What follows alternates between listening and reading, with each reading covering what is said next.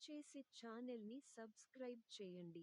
Nifty 50 శుక్రవారం June 20 2025 నా trading వ్యూహం. నేను కొనుగోలు చేస్తాను. లాంగ్ స్ట్రాటజీ 24,800 రూపాయలు కంటే ఎక్కువ కొనండి.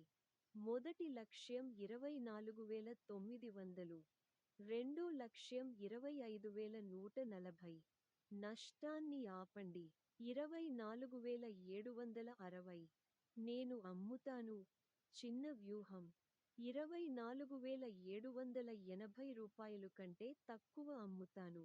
మొదటి లక్ష్యం 24,700.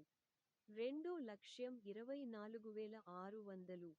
మూడో లక్ష్యం 24,530. నష్టాన్ని ఆపండి. 24,810. డిస్క్లైమర్ పైన